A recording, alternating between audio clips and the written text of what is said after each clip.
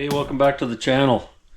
In this episode we're going to be working on some of the parts, specifically this swing arm. I'm going to go over a little change in direction on that. I did clean up the shock. I'm going to send this shock down to Charlie at CJR Suspension. Fork seals I'll probably do myself a little later on. They don't look too hard to do. I have taken the tires off the rims. They're not in good shape. I mean, they're all corroded and scratched. I'm having a real hard time finding affordable rims. There's a spoke kit around, I think it's Tusk, makes a fairly reasonably priced spoke kit, but in Canada the only thing I'm finding is XL wheels, and they're expensive, and then you got to buy the XL spokes. So I'm hunting around on that. I'm gonna have to look at eBay. I have had some parts show up, my plastic kits here. I gotta give a huge shout out to Rocky Mountain ATV MC. They're fast. They've got pretty much everything you need. I'm not super impressed with these graphics because FX has got their little logo on it, but nobody is making an OEM graphic for this bike, so I haven't decided everything there. Quite a bit of stuff here. I did get a two bolt pack, so I got lots of bolts. My cylinder kit came from, I believe it's China. It got here faster than stuff I ordered in Canada. It's just amazing. It's not a bad looking kit for 147 Canadian. It's got the piston and the jug and rings and a gasket kit. So hopefully that's a good product. Not too happy with Partzilla. I did a big OEM order with Partzilla. All Yamaha parts. And they always say the same thing. Oh, everything's in stock. We're going to have 1 to 2 days shipping. It'll be shipped out.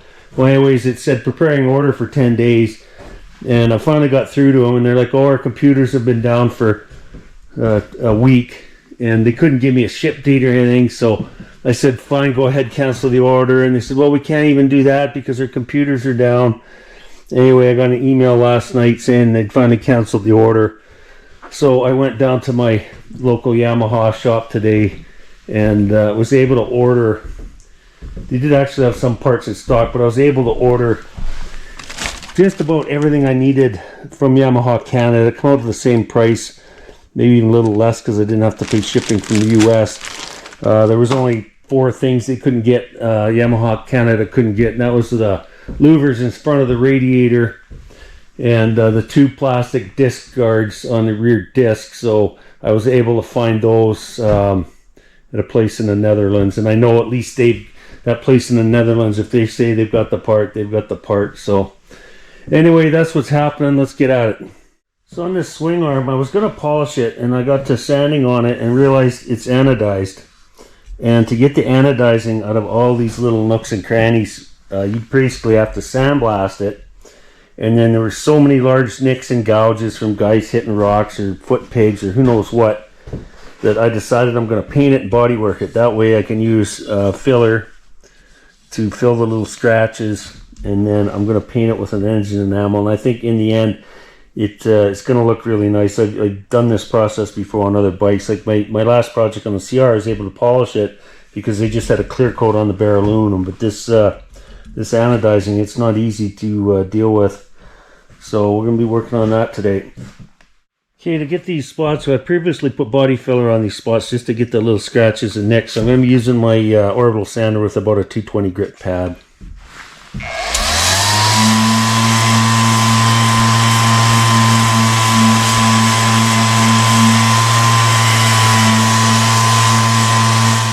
So you can see this little spot there where it's filled this scratch. Once I prime that, you'll never know it was there. It's important to rough up all the anodizing so the primer will stick. Okay, well, I'm waiting for some primer to dry on the swing arm. I'm going to look at this linkage bearing. I've got a new linkage bearing and swing arm bearing kits for it. You don't necessarily need fancy tools. I've just got a socket the size of the bearing on the one side and a big socket to let it come through. And the vise might take a little persuasion.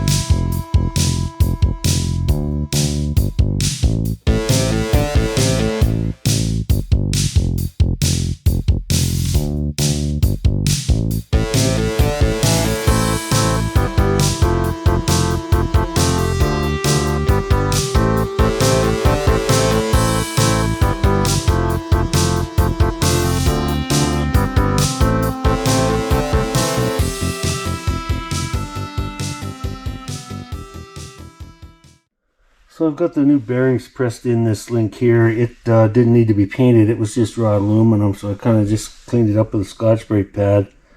I kind of set the bearings so they're equal on both sides to put these seals in.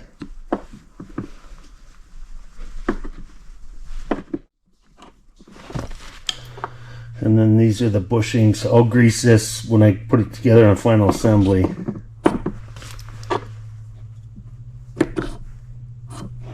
That'll be nice and tight and new now.